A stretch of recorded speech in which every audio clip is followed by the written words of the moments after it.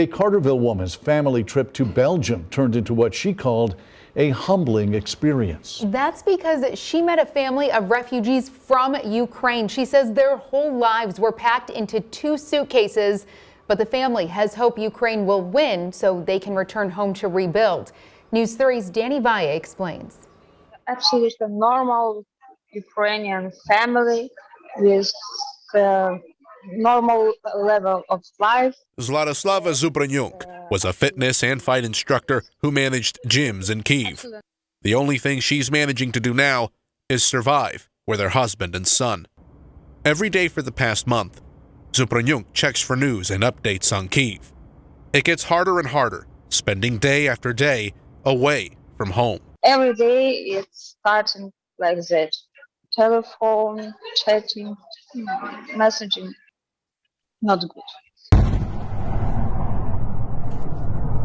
It was February 25th when she took this video from her apartment of a missile lighting the night sky.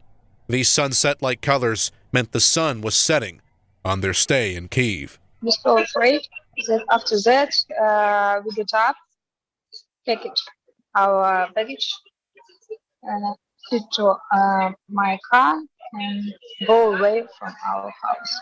After 2 days on the road and still in Ukraine, she abandoned her vehicle, relying on her legs and trains. At one point, the train became their shelter. We are living and sleeping in the train on the floor. It was cold. It was difficult. There was a lot of people, a lot of child.